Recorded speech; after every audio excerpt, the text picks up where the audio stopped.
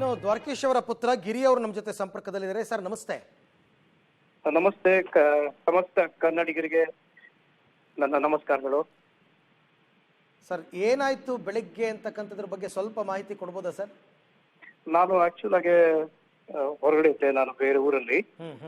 ನಮ್ಮ ಅಣ್ಣ ಯೋಗೇಶ್ ಅವರು ಕರೆದು ಹೇಳಿದ್ರು, ತಂದೆಯವರು ಕೆಲವು ದಿವಸದಿಂದ ಸ್ವಲ್ಪ ಬ್ರೀತಿಂಗ್ ಮಾಡೋ ಪ್ರಾಬ್ಲಮ್ ಎಲ್ಲ ಇತ್ತು ಅಂತ ಹೇಳ್ತಾ ಇದ್ರು. ಸೊ ಆ ರೀತಿ ಬೆಳಗ್ಗೆ ಬಂದು ನಮ್ಮ ಬರ್ಗರ್ ಹತ್ರ ಮಾತಾಡಿದ್ದಾರೆ. ಈ ರೀತಿ ಒಂದು ಕಾಫಿನೂ ಕುಡಿದು ಸರಿ ನಾನು ಸ್ವಲ್ಪ ರೆಸ್ಟ್ ತಗೊಳ್ತೀನಿ ಅಂತ ಹೇಳಿ ಆಮೇಲೆ ನೋಡಿದ್ರೆ ಅವರು ನಮ್ ಜೊತೆ ಇಲ್ಲ. ಸೊ ಆ ರೀತಿ ನಡೆದಿದೆ. ಸೊ ಇವತ್ತು ಬಹಳ ಬೇಜಾರಾಗಿದೆ. ಶಿಫ್ಟ್ ಮಾಡಿದ್ರ ಅಥವಾ ಡಾಕ್ಟರ್ಸ್ ಮನೆಗೆ ಬಂದಿದ್ರ ಹೇಗೆ ಸರ್? ಆಂಬ್ಯುಲೆನ್ಸ್ ಕರ್ಕೊಂಡು ಹೋಗಿ ಎಲ್ಲ ಚೆಕಪ್ ಎಲ್ಲ ಮಾಡ್ತಿದ್ರು, ಅವಾಗ ಹೇಳಿದ್ದಾರೆ. ಸೊ ಅದರಿಂದ ರೀಸನ್ ಏನು ಅಂತ ಏನಾದ್ರು ಡಾಕ್ಟರ್ ಕನ್ಫರ್ಮ್ ಮಾಡಿದ್ರ?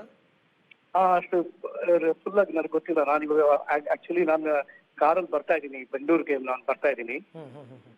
ಸೊ ನೀವು ಕರೆ ಮಾಡಿದ್ದಕ್ಕೆ ನಾನು ಎಲ್ಲ ಸಮಸ್ಯೆ ಕನ್ನಡಿಗರ ಜೊತೆ ಮಾತಾಡೋಣ ಅಂತ ಎರಡು ಮಾತು, ಅದಕ್ಕೋಸ್ಕರ ಅಷ್ಟೇ. ನಾನು ಹೊರಟು ಬರ್ತಾ ಇದ್ದೀನಿ, ತಂದೆ ನೋಡಕ್ ಬರ್ತಾ ಇದ್ದೀನಿ. ಈಗ ಮುಂದಿನ ಕಾರ್ಯ ಇವೆಲ್ಲ ಅಲ್ಲಿ ಹೋಗಿ ಮಾತನಾಡ್ಬೇಕಾಗಾದ್ರೆ?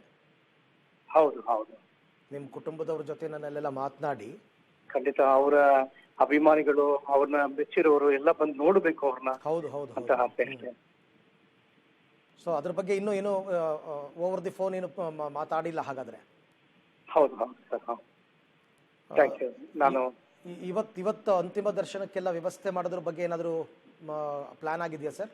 ಅದು ಅಲ್ಲಿ ಬೆಂಗಳೂರಲ್ಲಿ ಅವ್ರು ಗೊತ್ತಾಗುತ್ತೆ ಸರ್. ಅಲ್ಲಿ ದೊಡ್ಡವ್ರನ್ನ ನೋಡ್ಕೊಂಡು ಡಿಸೈಡ್ ಮಾಡ್ತಾರೆ.